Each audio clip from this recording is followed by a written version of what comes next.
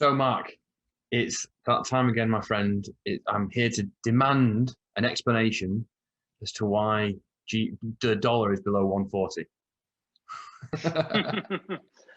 All right. Well, we can definitely get into the weeds of some details on that one. So look, I'm going to kick off this discussion, and here we are on the last day of June 2021 by saying the US dollar is in demand right now, and because of this, it looks set to end the month on quite a bullish note. So essentially, what that means is it's on course to stake its claim as the best performing major currency for a month or for the month, and that's a performance that makes for a remarkable turnaround given the continued weakness seen during the year so far, and in fact since the early part of last year. The brighter US outlook has driven renewed appreciation of US assets. So despite the Fed managing to muddy the waters on policy courtesy of comments that they made at the recent FOMC meeting and the subsequent speeches that followed it. So at that meeting, the Fed's June FOMC meeting, saw policymakers signal that the timing of the first interest rate rise in the post-COVID era is likely to come in 2023. And that's brought forward from earlier expectations, which was a hike in 2024. And it surprised the market. And if you look at currency charts featuring the US dollar shortly after 2 p.m. on June 16th, the dollar rallied massively. And what we've learned since is 10 of the 18 individuals responsible for the rate setting feel the 2023 increase is the most likely scenario. So dollar strength leaves the pound to dollar exchange rate trading at 138.32 right now. And so the pound is down 2.6% in June alone. Okay. All right. Well, let's get down to brass tacks. So where's it going?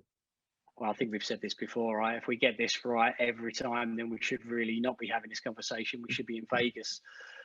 So although the dollar has risen over recent weeks, we're sticking with the view that the currency will ultimately lose value over the coming weeks and months, meaning the longer term US dollar trend will remain a bearish one.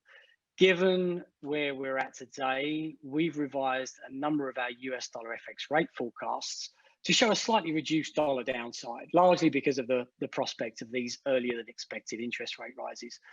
The US dollar is overvalued and it's over-owned right now after a solid period of US asset market outperformance during the last business cycle. So we continue to expect significant dollar depreciation over the medium term. A recent Goldman Sachs article that I read suggested that other regions may offer increasingly competitive returns when contrasted to the US, where we're also likely to see strong growth and interest rate hikes that can offer a better upside for other currencies versus the US dollar. So our current forecast for the pound dollar exchange rate over the next 3 months is at 136, and then the dollar weakening to 140 by the end of the year. We were previously saying 145, and Q2 next year is 142. But as I say, after each of these sessions, this is merely our opinion. Yeah. So it seems to me the long-term message is the same. The dollar will weaken.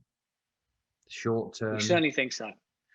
The short term is always unknowable. I mean, the long term is unknowable. The short term is especially unknowable. But it seems that you're revised backwards slightly. We were hoping for 145, but maybe we're not going to get there. But longer term, the message is still the same. Like dollar's going to weaken, it's still going to strengthen. Yeah. Yeah, absolutely. So any importers out there that have GBP expenses, I know that this is not specifically aimed at the audience that your client base, but any importers out there, or maybe some of your clients might even have our own businesses where they might be importing from the UK. And if that's the case, now is a really, really good time to buy some cheap pounds, and probably over the course of the next week or so too, before, like I say, in that medium term, we start seeing a weaker US dollar. Noted. All right. Buy your pounds. Get your pounds here. Get them here, specifically. Okay, my friend. Right. Well, I hope you get too hot in the next month. It's absolutely baking here. It's been a while. We've had some shorts on for a couple of weeks now as well, which is great. So we're in the 90s here in Boston. and thunderstorms as well. So can't have it all, I suppose. All right, well, go and have some fun, and I'll see you in a month. Thanks for your time, Richard, and we'll see you next month.